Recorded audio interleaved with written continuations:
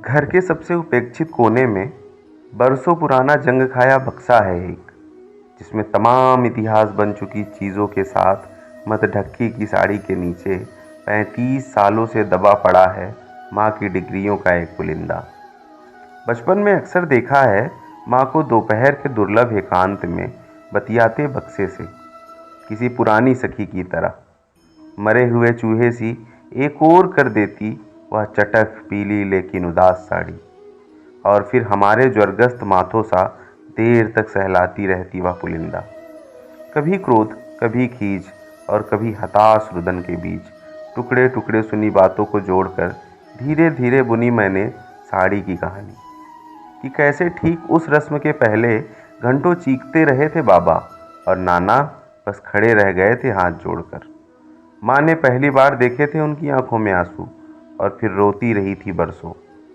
अक्सर कहती, यही पहनाकर भेजना चिता पर, और पिता बस मुस्कुरा कर रह जाते।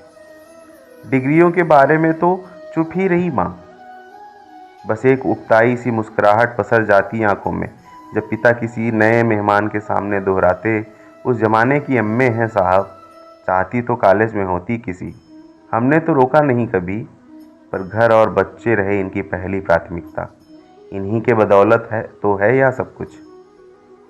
बहुत बाद में बताया नानी ने कि सिर्फ कई रातों की नींद नहीं थी उनकी कीमत, अनेक छोटी बड़ी लड़ाइयाँ दफन थी उस पुराने कागजों में। 8वीं के बाद नहीं था आसपास कोई स्कूल, और पूरा गांव एकजुट था शहर भेजे जाने के खिलाफ।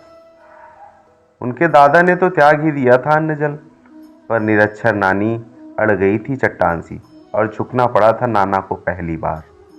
अन्न जल तो खैर कितने दिन त्यागते, पर गांव की उस पहली ग्रेजुएट का फिर मुंह तक नहीं देखा दादा ने।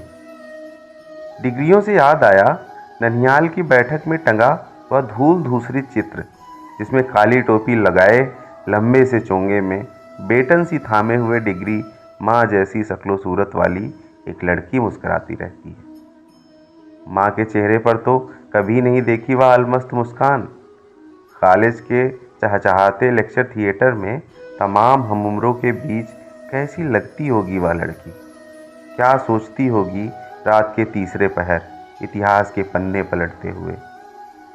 क्या उसके आने के ठीक पहले तक कॉलेज की चहार दीवारी पर बैठा कोई करता होगा इंतजार, जैसे मैं करता था तुम्हारा। क्या उसकी किताबों में भी कोई रख जाता होगा सपनों का महकता गुलाब।